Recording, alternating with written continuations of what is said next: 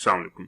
आज की वीडियो में हम लोग बात करेंगे वेबसाइट पे बिजनेस करना चाहिए या नहीं करना चाहिए। हमें ई कॉमर्स की हमारी वेबसाइट होनी चाहिए, शॉपिफाई होना चाहिए, मैजेंटो होना चाहिए। हमें पाकिस्तान से बैठ के वेबसाइट के ऊपर काम करना चाहिए, डिजिटल मार्केटिंग करनी चाहिए, या अमेजोन पे काम करें या FBA पे काम करें। क्या करना चाहिए क्या नहीं करना चाहिए। लेकिन इन सारी आज की कन्वर्सेशन को समझने से पहले आपको मेरी वो वीडियोस देखनी होंगी, घंटा थ्योरी। बहुत इंपॉर्टेंट वीडियो है जिसमें मैंने एक्सप्लेन किया है कि मनी लेवरेज, टाइम लेवरेज क्या है वेल्थ क्रिएशन के लिए। जो लोग दौलत बनाना चाहते हैं, देखिए किचन इनकम हर शख्स बना लेता, मैं किचन मनी की बात नहीं कर रहा, मैं दौलत की बात कर रहा हूँ, जिसे वेल्थ क्रिएशन कहते हैं। उसके लिए आपको टाइम लेवरेज, मनी लेवरेज सीखना होगा। मेरी दूसरी वीडियो भी अगर आपने देखी हुई है जिसमें मैंने एक्सप्लेन किया अच्छे बिजनेस और गंदे बिजनेस का क्या फर्क है और कौन सा बिजनेस होना चाहिए कौन सा नहीं होना चाहिए।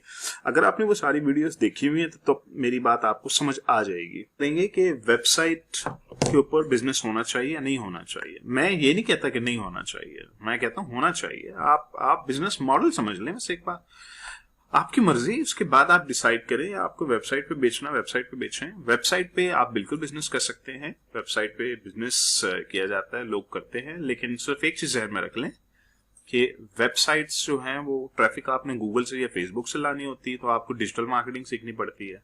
डिजिटल मार्केटिंग सीखेंगे तो आपको प्रोबेबली 6 महीने साल लग जाते हैं वेबसाइट को ऑप्टिमाइज करते करते। फिर इसके बाद वेबसाइट्स पे ऑर्डर आने शुरू हो जाते हैं। डे 1 से भी ऑर्डर आते हैं। अगर आप फेसबुक और गूगल एड्स ऑन कर देते हैं तो आपके डे 1 से भी ऑर्डर आने शुरू हो जाएंगे।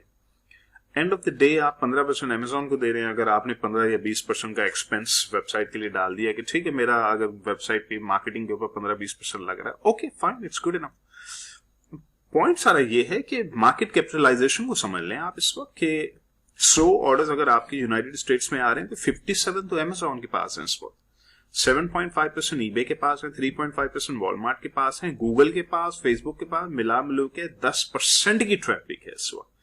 तो अगर आपके दिन के 10 ऑर्डर्स आने शुरू हो जाते हैं तो इट मींस के 57 ऑर्डर्स पोटेंशियली आपके अभी अमेजोन से आने थे जो आप नहीं लेकर आ रहे। एक तो इस पॉइंट को आप समझ लें कि मार्केट कैपिटलाइजेशन जो अमेजोन की इस वक्त है, अमेजोन ने बायर का ट्रस्ट विन कर लिया। बायर जो है वो डरते हैं वेबसाइट्स के ऊपर जाते हुए, ऑर्डर प्लेस करते हुए, जिसकी वजह से वेबसाइट के ऑर्डर हमेशा कम होते हैं आपके। अच्छा, अभी यूके में अभी भी आपके पास वेबसाइट्स, गूगल के पास ई कॉमर्स की ट्रैफिक है, अभी भी है। आप ये समझ लें ईबे, अमेजोन और गूगल तीन बराबर के ऑलमोस्ट हिस्से हैं इस वक्त इनके यूके के अंदर। लेकिन कब तक होंगे? प्रोबेबली अगले 1-2 साल में अमेजोन उनको भी खा जाएगा। जिस तरह अमेरिका में अमेजोन सबको खा गया है, यूके में भी खा जाएगा। तो वेबसाइट में अभी भी आप काम कर सकते हैं अगर यूके में कर रहे हैं। यूएस में मुश्किल हो जाएगा क्योंकि यूएस के अंदर आप अगर करना भी चाहें और अगर आप सक्सीड कर भी जाते हैं, अगर आप बहुत मेहनत करते हैं डिजिटल मार्केटिंग में, दिन रात एक कर देते हैं और फिर उस दिन रात की मेहनत के बाद आप 1 साल के बाद आपकी वेबसाइट दौड़ना शुरू हो जाती है। लेकिन again you need to understand, जहां 10 ऑर्डर आ रहे हैं वहां 57 ऑर्डर पोटेंशियली अमेजोन के थे आपके पास।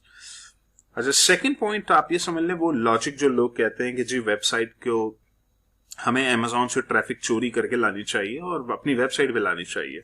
यहां हम उल्टा काम कर रहे हैं। यहां हम वेबसाइट की ट्रैफिक को अमेजोन लेके जाते हैं ताकि हमारे अमेजोन की लिस्टों का BSR बढ़े और वो हमारी सेल्स मल्टीप्लाई हो जाती है वहां पे। तीसरा इंपॉर्टेंट पॉइंट ये है कि आपको एसेट की वैल्यूएशन या एसेट की वाइबिलिटी चेक करनी है यहाँ पे। अच्छा बिजनेस, गंदा बिजनेस, अगर आप मेरी वो वीडियो देख लें और घंटा थ्योरी देख लें, आपको कॉन्सेप्ट थोड़े क्लियर हो जाएंगे कि मेरा असल जो लॉजिक जो है वो FBA वाली क्यों है। आप एज अ सेलर जब आप वेबसाइट पे बेचना शुरू करते हैं तो एक प्रोडक्ट से तो आप घर नहीं चला सकते, तो आपको डालनी होती है बहुत सारी प्रोडक्ट्स।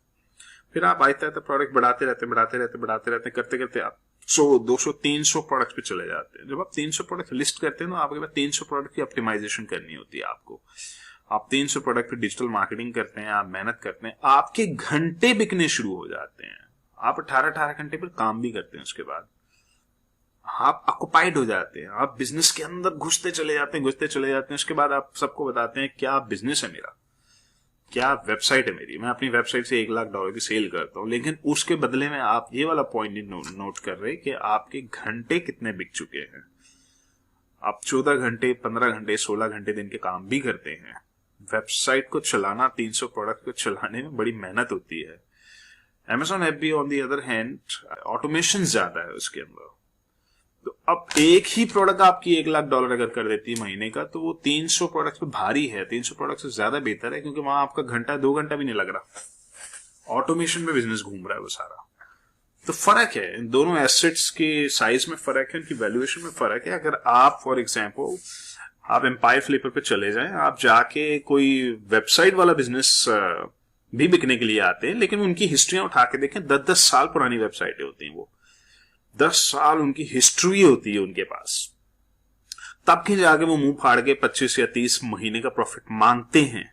जबकि एफबीए के एसेट्स जो हैं, आप नोट करेंगे, 1 साल पुराना एसेट अगर $1 लाख महीने का बेच रहा है, तो वो 35 महीना मांग लेता है, आराम से मांग लेता है। 1 साल पुराना एसेट जल्दी बिक जाता है। और लोग एफबीए का एसेट बाय, देखिए आप अपने आप को बायर बनाए थोड़ी देर के लिए। बायर कहता है कि मुझे एफबीए का एसेट चाहिए, इसलिए कि वेबसाइट कौन चलाएगा, कौन एम्प्लॉयज को हैंडल करेगा, कौन फैक्ट्री वालों को मैनेज करेगा, कौन कस्टमर सपोर्ट संभालेगा, कौन पिक पैक शिप करेगा। काम बहुत ज्यादा हो जाता है उसके अंदर, आपका उसमें आपका काम बढ़ जाता है, इतना ज्यादा बढ़ जाता है कि आपके घंटे बिक जाते हैं।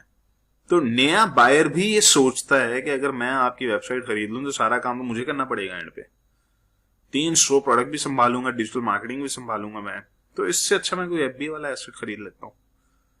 एक ही प्रोडक्ट है, वो 10,000 यूनिट उसके घूमे जा रहे हैं, वो ज्यादा बेहतर है मेरे लिए, वो ज्यादा अच्छा एसेट है। भले इसके 35 महीने देने पड़ते हैं, मैं 35 महीने दे देता हूं, लेकिन वो वेबसाइट वाला जो है ना, वो 30 महीना भी ज्यादा लगता है, तो बहुत मेहनत करनी पड़ेगी मुझे। आप खुद सोचें ना, बायर के पर्सपेक्टिव से देखें कि कौन सा एसेट बेहतर है, किस एसेट में आपकी जिंदगी के घंटे कम बिकेंगे और कौन से वाले एसेट में आपके घंटे ज्यादा बिक रहे हैं। फर्क है, यहाँ पे बहुत फर्क है। वेबसाइट को ऑपरेट करना, चलाने में, और एफबीए के एसेट को चलाने में जमीन आसमान का फर्क है। वेबसाइट अमेजोन के ऊपर लोगों के अकाउंट सस्पेंड क्यों होते हैं, आप ये भी तो देखें ना। लोगों के अकाउंट सस्पेंड होते हैं इस बात पे कि आप रिटेल आर्बिट्राजिंग करेंगे, आपके ऑर्डर डिले भी हो सकते हैं, रिटर्न्स भी हो सकते हैं, कस्टमर सपोर्ट के मसाइल हो सकते हैं। रिटेल आर्बिट्राजिंग तो सीधा सीधा आप समझ लें कि वो तो गारंटेड सस्पेंशन की तरफ जा रहे हैं आप। ड्रॉप शिपिंग अगर ढंग से की जाए, सही तरीके से की जाए, प्रॉपर होलसेल अकाउंट बना के की जाए, ठीक है, उसमें रिस्क कम हो जाता है। एफबीएम से रिलेटेड जो बिजनेस में रिस्क हो सकते हैं, वो वाले रिस्क होंगे। प्राइवेट लेवल एफबीए के अंदर आपका रिस्क बहुत मिनिमाइज हो जाता है, because it's your own trademark, your own brand. कोई उस पर इन्फ्रिंजमेंट नहीं डाल सकता, कोई क्लेम नहीं कर सकता किसी किस्म का, आपके ऊपर कोई वायलेशन नहीं आ सकती, तो उसमें रिस्क मिनिमाइज हो जाता है, बहुत कम हो जाता है। तो वो वाली लॉजिक इज नॉट राइट कि जी अमेजोन पे अकाउंट सस्पेंड हो जाता है, इट्स नॉट राइट, ये लॉजिक ठीक नहीं है। लॉजिक ये है कि आपको बिजनेस करना आना चाहिए। अगर आप ही को नहीं करना आता बिजनेस, तो आप किसी बिजनेस को गंदा मत बोले। आप ये नहीं बोलें कि जी होटलिंग का जो बिजनेस है बहुत ही गंदा बिजनेस है, ये नहीं चलता। अब ये नहीं कह सकते कि जी गाड़ियों का कारोबार बहुत ही गंदा बिजनेस है, प्रॉपर्टी का बिजनेस बहुत ही गंदा बिजनेस। किसी भी बिजनेस में जिसमें आप फेल हो जाएं, आप उसको गंदा बोलना शुरू कर दें, वो बेसिकली आपका अपना फेलियर है। आप अपने आप को फेलियर बोले, आप बिजनेस को या किसी मॉडल को फेलियर मत बोले आप। तो इट्स योर चॉइस, आप वेबसाइटें बनाइए और वेबसाइटों के ऊपर ट्रैफिक लेकर आइए, उनको ऑप्टिमाइज करें, और आप ड्रॉप शिपिंग करें या चाइना से भेजें या कुछ भी करें, आपके घंटे बिकते हैं उसके अंदर और आपका काम बढ़ जाता है और ज्यादा मेहनत करनी पड़ती है। कई कई साल लग जाते हैं वेबसाइट के बिजनेस को उस स्केल तक पहुंचते पहुंचते कि जब वो एक सेलेबल एसेट बन जाता है। उसको सेलेबल एसेट बनाने में टाइम बहुत ज्यादा लगता है। एफबीए का जो प्रॉपर्टीज हैं या लिस्टिंग्स हैं, वो जल्दी सेलेबल हो जाती हैं, जल्दी फ्लिपेबल हो जाती है। ये एक अच्छा पॉइंट है उनका। अदर देन दिस मेरी अपनी कोई जज्बाती या कोई इमोशनल अटैचमेंट नहीं है एफबीए के साथ। इट्स ऑल अबाउट, मैं उसको एज अ फ्लिपेबल एसेट देखता हूं और एक अच्छा एसेट देखता हूं। चंद घंटे मांगता है, आसानी से फ्लिप भी हो जाता है, गुडविल भी अच्छी मिल जाती है, जल्दी भी क्रिएट हो जाता है। That's why I like it. हम लोग तो वेबसाइटों के ऊपर ब्रांड खड़े करते हैं, वेबसाइटें खड़ी करते हैं और अपनी आने वाली ट्रैफिक भी अमेजॉन एफबीए की लिस्ट पर पहुंचा देते हैं ताकि वहां हमारा बीएसआर बढ़े। वहां मार्केट इतनी ह्यूज है, इतनी मैसिव है कि जितने साल हमें वेबसाइट पे ऑर्डर्स गेन करने में लगेंगे, 1 साल में ही उतने ऑर्डर्स आपके अमेजॉन पर आ जाते हैं। और रह गई बात लॉयल्टी की कि जी बायर लॉयल होना चाहिए, हमारा अपना बायर होना चाहिए, हमारा कंट्रोल होना चाहिए उस बायर के ऊपर। तो मुझे कोई इंटरेस्ट नहीं है, मैं इन्वेस्टर हूं, मुझे कोई इंटरेस्ट नहीं इस बात से कि बायर लॉयल होना चाहिए। मैं उसको एज ए एसेट देख रहा हूं, मेरे लिए वो एसेट है।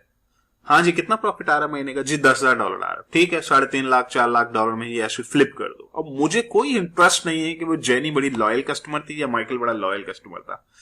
मुझे कस्टमर लॉयल्टी से कोई इंटरेस्ट नहीं है। जो लोग कहते हैं ना कि मेरा कस्टमर, मेरी लॉयल्टी, मेरा बायर होना चाहिए, हमारी ट्रैफिक होनी चाहिए, हमारा कंट्रोल होना चाहिए, बेसिकली वो किचन फोकस्ड है।